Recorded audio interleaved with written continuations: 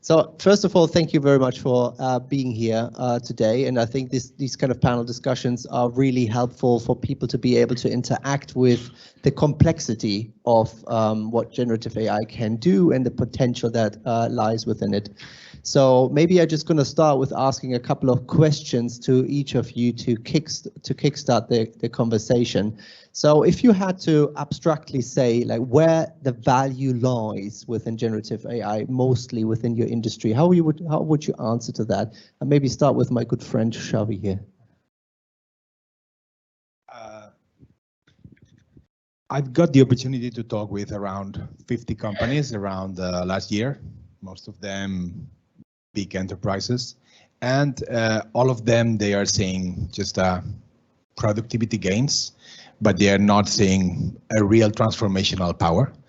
I think that this is because we are biased to predict the pace of change, and that makes difficult to really understand the same that we were in 1998, and it was difficult to anticipate what internet can lie ahead. I think that we are now in a similar moment.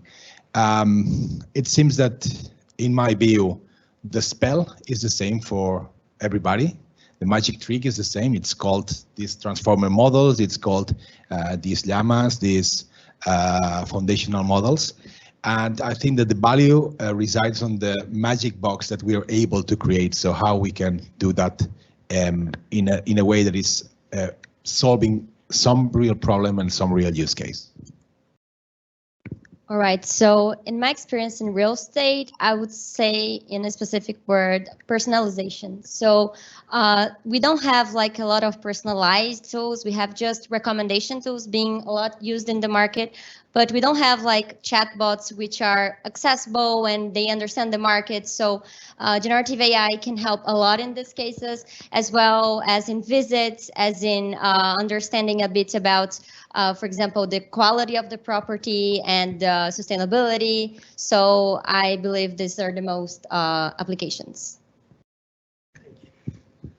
For AI in healthcare, I think it's really, really easy to say that the most favorable situation where you can use AI is to improve patient care, because all we care about is our patients, and all we should care about is our patients. And AI can make treatment better, more specific, more exact, enhance the speed of diagnosis, and reduce costs all at the same time. And maybe you remember the case of the 40-year-old lady I presented before. This has been a real case I've seen in my university hospital a couple of years ago. And if she would have been treated for 5 days or more than 5 days wrongly with prednisone, because some of the radiologists described it as a vasculitis, and nobody there in the external hospital came on the idea of this could be a mesenteric ischemia. She would have been transferred more earlier and she would have been maybe still alive. So that's just one example.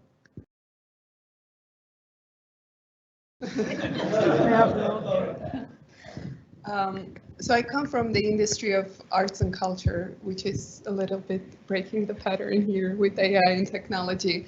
And because arts and culture are intrinsically curiosity-driven and experimentation-driven, I think what it will do in the industry, creative industries and arts and culture particularly, will probably enhance the experimentation. People will be able to experiment a little more.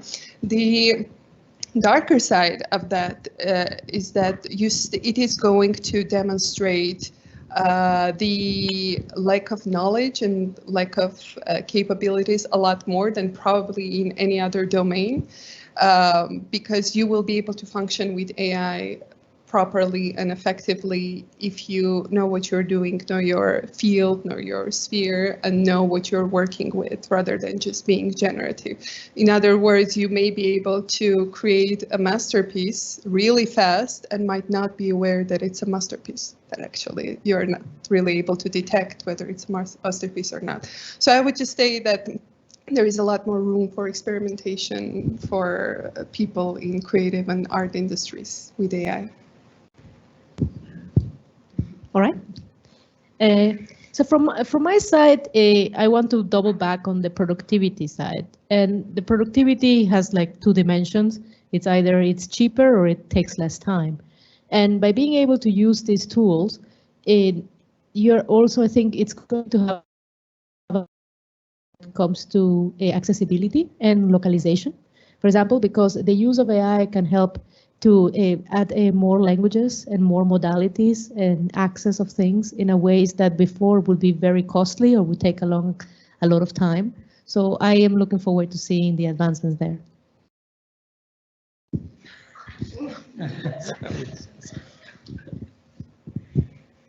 So I just wanted to give Bogdan the opportunity to give his opinion. All right, so I see generative AI like a decision support system and not a decision-making system. This is for me the most important characteristic that we should focus on, getting forward and not replace humans or processes with it. Which basically what that means is that generative AI would allow us to boost and improve almost anything that we, do from productivity to customer experience to the actual products that we are building. So as long as we keep it that way and we utilize that tool, I think it will be accepted better and we will see great value from it. Brilliant. I'm obviously open for any questions from the audience, but yep, okay, here is one. I think that obviously there's a lot of focus on where AI will do well, but I guess the flip side of that is, what do you think is the most commonly overstated use case for AI, where the application doesn't meet up to expectations?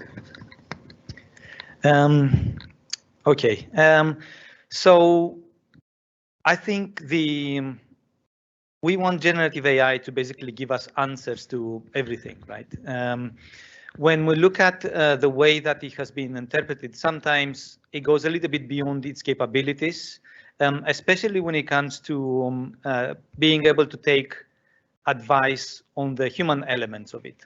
So taking advice on what you need to do that might actually affect somebody's health, might affect other people, and so on and so forth. So I think one of the areas that is, there is lots of data out there, but it's extremely sensitive because usually such data is not really shared. So it's almost difficult for a model to be able to learn.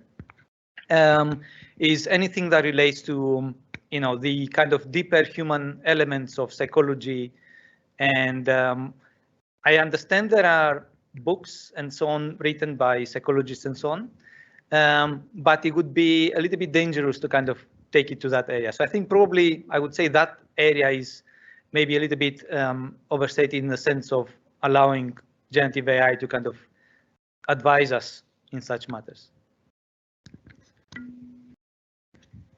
Thank you so much. I would have another question in the meantime, whilst you might be pondering about, oh, there is another one, okay. I have a question that's maybe focused more on like AI in healthcare. But would you think the AI will implement like the regulations from the healthcare industry and take that into consideration? So then that can kind of bypass that a bit?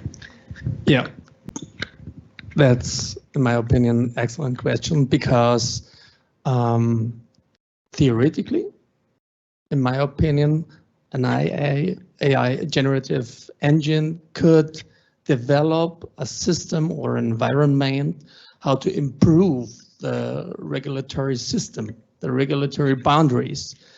For example, if you live in the UK and the government is asking your healthcare company using AI engines how to optimize the NHS system. Maybe there's no room for improvement, maybe there is. But I'm guessing that would be applicable for almost any system around the world. If you live in China, in Switzerland, Austria, Germany, wherever. So theoretically, the AI engine could shift the boundaries of the regulatory authorities and improve also that kind of specific field. But unfortunately, right now, the AI application is bound and limited by the regulatory authorities. And so the European Union is setting up a regulatory framework. Now the FDA in the United States is working on it. The NHS system is working on it, but it should be a room to improve patient care and not to limit in the first line. But I'm guessing there are countries around the world that don't want AI to take over that much. Maybe this could be a problem, but you're completely right.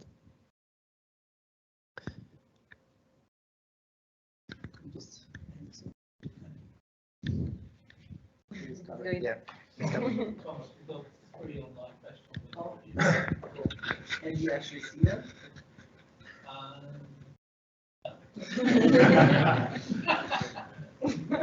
My question is, I think maybe it will be more to around the arts and the use. So, and one of the complaints is around what we're using to train these generative AI models. And there's a lot of talk about intellectual property and people using other people's work. The AI model has learned from something, which is someone's work, and it has not given credit to the person's work or things like that. In your opinion, what should people developing models, what should we be thinking about in terms of how do we keep the originality, creativity? Because people will, I'm not like with the internet, we're not sure how it's going to go, but if we have so much images and videos that people can now use to train, then why should anyone want to be an artist, for instance, right? So what would be your opinion in terms of what should we be putting into the models to make sure that the creativity is still encouraged and we can give tribute to the people who deserve the tribute? Thank you very much for the question. That's a great question. I have been thinking about it, and I've been thinking about it for the past 12 years when I first started my Arts Foundation. And just to give it a little prehistory on what my thoughts were, we used to be creating a lot of art and a lot of posters. One of the areas of our foundation was to raise public awareness on social issues that are not necessarily on public media, and to get people to speak about it. And one of the main goals was to create all kinds of art forms, let's say visual art forms and posters. But the thing that we were doing, which rose a lot of dislike maybe in public, was that we weren't putting any names under any posters or artworks, because we were thinking that if we take out the ego of it and we just expose the artwork and the creative work and we voice out the actual message, it doesn't matter whom it come from. So this was my idea on doing it 12 years ago. So it was an experimental idea.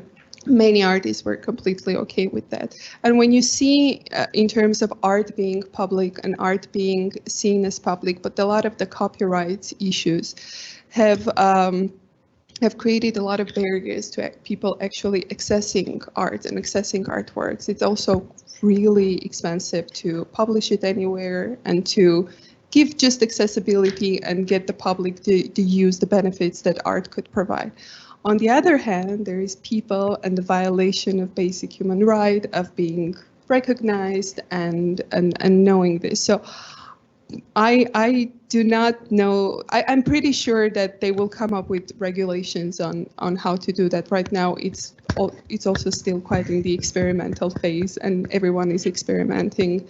And once it gets out of control, I think they will have a lot of regulation. But what I also think, and I fundamentally believe, is that artists, real human artists, not generative artists, will get a lot more recognition and acknowledgement through the development of AI, because the generative content is generative, and the intrinsic art and creativity that manifests itself, it doesn't have to be generative and it doesn't have to be perfect, and people will be recognizing a lot more than the generative one. So this is my idea of it, that the more generative AI the more generative art is, the more the value of human creativity will be enhanced, the recognition. Right now, there are no regulations, but I'm pretty sure that they will be coming. I hope this covered.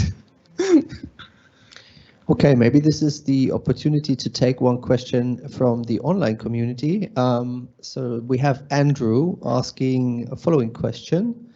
From my own experience at St. Mark's Hospital, there is a drive towards robotics in gastroenterology. Is there a chance of joining AI in healthcare with robotic surgery? So that might be a question for you, Simon. Also an excellent question. Yeah, right now there is already robotics existing in surgery, although I'm not a surgeon, I'm a gastroenterologist. I'm aware of that system, and it is in neurosurgeons very often used, and it's like tentacles, arms. You can use it as a proxy, like you're an avatar and you're just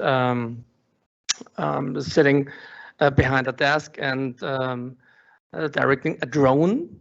And in fact, there's been concept in 2015 at our European Gastroenterology Congress. There have been a concept group, I think it was South Korean group, a worker presented on scoping drone. So right now I'm doing lots of endoscopy, upper GI, lower GI scoping, and this takes effort, this takes time. This is a skill what needed to be learned, and it's you have to repeat it 1,000 times to get better. And this is time it takes to learn. Maybe it could be possible to sit a monkey there and make it learn, but it needs time to learn. And generative AI could be possible to direct one of these drones. And it's the same as in surgery. In surgery, it's already happening. And I know the company is implementing AI engines in this large robot. This robot costs millions of dollars. I'm aware of that, and only large hospitals can afford it. And I'm pretty sure in gastroenterology and other fields of internal medicine or gastroenterology, it will come, definitely. And Can I add something? Yeah, please. Yeah, so you might not be aware, in a previous life, I did do a lot of AI and research in healthcare. That was also part of my PhD. And one of the things that we had at the time is seeing AI as an assistant to the human doctor, who ultimately is the one who has the final decision when it comes to healthcare matter, because they can add, you know, both their experience, but also have a better contact with the person that they are working with. So one of the places where AI can be used, it can be, for example, to detect anomalies, as we saw in Europe. Yeah, I had a coworker who was working, for example, on identifying for persons who had trouble swallowing, the risk of them choking, and that was done through sound and using neural networks to analyze the sound. My own research was around recognizing movement of the face through electrical signals, electromyographic signals, and that could be used for both, for example, for therapy applications. Here is again a place where robotics and AI can have a great place in therapy, because as you may know, physiotherapy is all about repetition. You know what is great at repetition? Machines. And if you can have like a human therapist for a part and then a machine to like do a lot more physiotherapy, like the chance of recovery goes up. So that is again a place where humans and machines working together can bring a lot of advantages. And then the final part would be also like trying to do both image recognition, but the signal recognition. And also the other part is, if you can, a lot of coding, especially along, for example, in psychology, takes a long time because it has to be analyzed by the psychologist and marked and done. So, and that can be both expensive and time consuming. So if you can automate part of that project to have the computer as an additional coder, not replacing the human, but complementing the human, and also going and maybe having a second look on where they disagree. And that can also save a lot of time and make sure that a lot of this diagnosis and create a less waiting time, for example, for the persons who are using the healthcare. So that this may be some complementary ideas. No, exactly. Completely support that. There's one question from the online community that might go to Anna. So some anonymous person is asking, do surveyors not need to explore a property in terms of measure, inspect, look for damp, smell, rot, etc., things that can't be done by uploaded photos? So I would hand this over to you, Anna, and maybe make this part of a bigger question.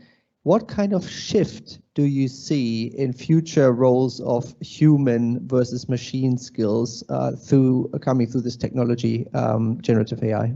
Well, it's an interesting question. Of course, we cannot replace the human inspection. Of course, it's important, but it can save you time in some pre-checks. So it can help you understand what's the probability of having some issues in the house and what is the probability of having bed bugs or something like that. You can take pictures, for example, of the roof. You can take pictures, for example, of the carpet.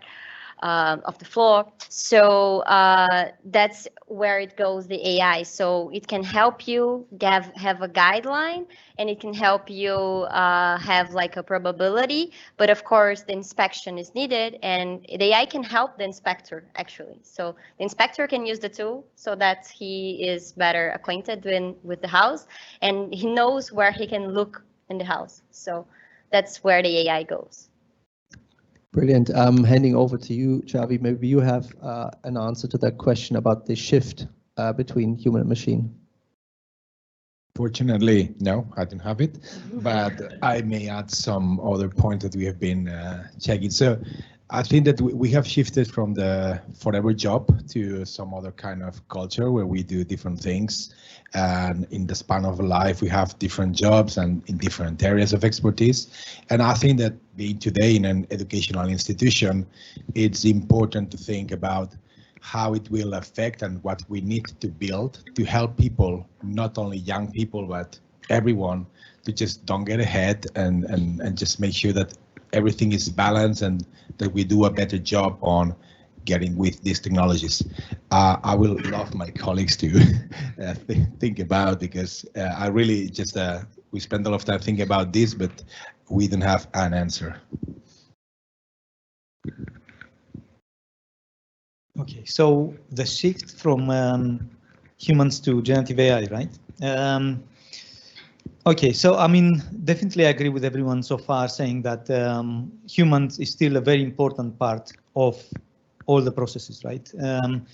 But I mean, taking this example where we take pictures and we're trying to understand, even in insurance companies, the main purpose of that is to be able to trade the effort that is needed and the risk that will be taken depending on the circumstances, right? So when you look at how we can utilize now this powerful technology, we can take a decision as to whether is it more cost to go and send a human there to analyze the situation.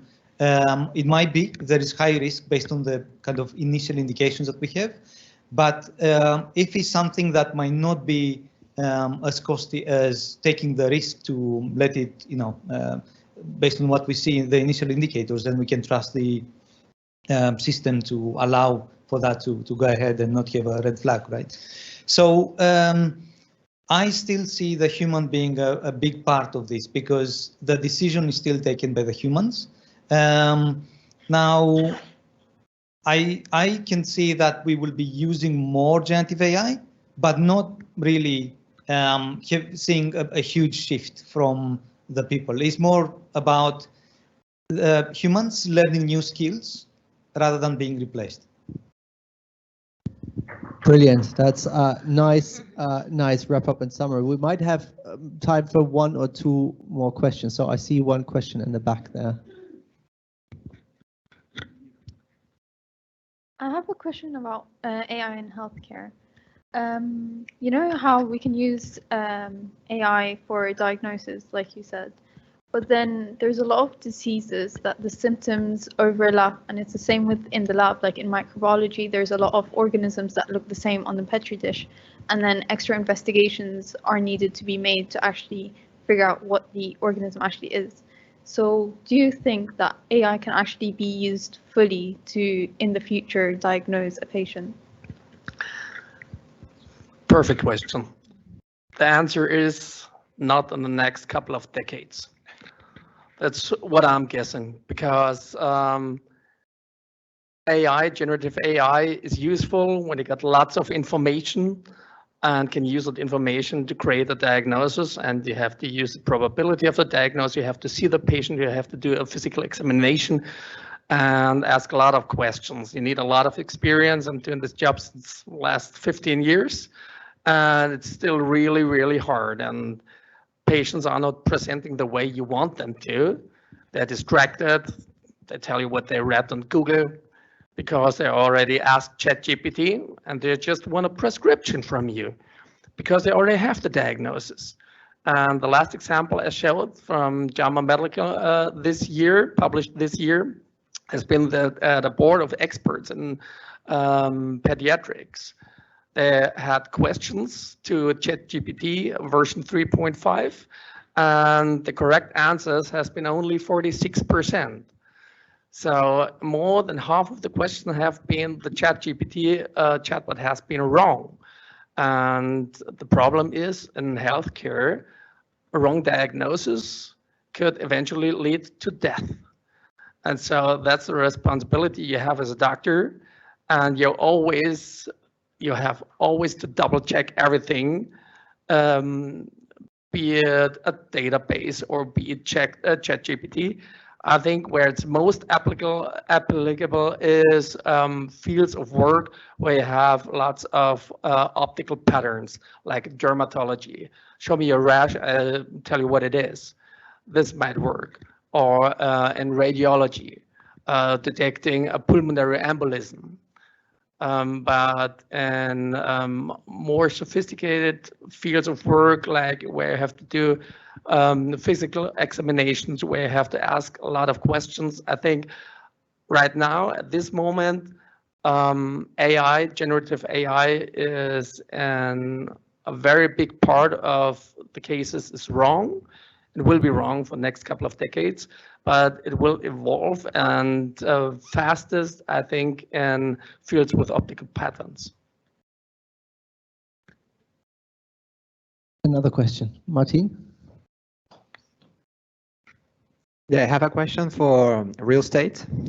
So one thing that I find interesting is that in the case of the other businesses, both the person using the technology and the person that receives it, they have alignment. Yeah. I mean, he wants to save lives, the patient wants his life to be safe. But in your case, you're managing sellers and buyers. Yes. So you have a problem of fairness because you have a tool that can bias and influence any of them to lose money in a negotiation where they are clearly, for example, in a negotiation of price, when they are clearly opposed to each other, they have different interests. Yeah. So how do you manage that case in your company? Well, we're managing it with the price valuation models. So we currently have pricing models, which have the price for that specific, the expected price for that property, so that both buyers and sellers can see the prices, and everything is up to table. So everything is clear. And that's where they can both see the information. The models are trained like with tons of listings, so the listings are public, so everyone can put a listing online, and the data that it has been trained is that it has been with the listings that were sold and the listings that are on the net. So that's how we manage the expectations of both sides, basically using instant valuation models. Brilliant. Shall we maybe take that as the last question because time's actually up? That doesn't mean you have to stop asking questions. We can do that over networking later with all of the panelists individually. There's another question. Yeah, maybe the last question. It's about the shift from humans to AI. Do you think it's possible in the next decades that some people develop intimacy with an AI or a kind of emotional relationship with an AI, like having a daily conversation, talking about the weather, the next holidays? Or, yeah, I would like to know your opinion about that. Who likes to answer that one? Go. I have an example, maybe it's not directly the answer, but maybe a use case that I'm familiar with. there is some research that was done in Japan with elderly people who were quite lonely, and they created a small robot that had the shape of a seal, and this was a kind of like a pet for them because they could not take care of a real dog, a real cat. So, and they saw a lot of improvement in this human. And maybe the question I will leave here is that on the one hand, we can see clearly there was an improvement for these elderly persons. There was no budget for a human to visit them or to be in their house with them all the time. And they got some feelings for this robot to the point that if it broke down, it was a bit of a tragedy. So somebody had to take care of that.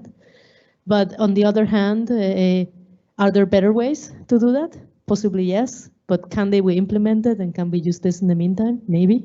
So maybe there's an idea. So I think when you ask this kind of open question, is it possible? Of course it's possible, but is it advisable? That's a different question. And I think that is something that different persons need to decide, and also, legislation as a whole representing, the people that are elected for this will take care of trying to create some frameworks around that. Amazing, cool. Debbie is giving me the looks. She's telling me to come up to Lecture Theatre 3, where we will experience a fantastic Easter on the piano. So please don't miss that. Make your way upstairs to the second floor, first floor, that is Lecture Theatre 3. Thank you. See you in a bit.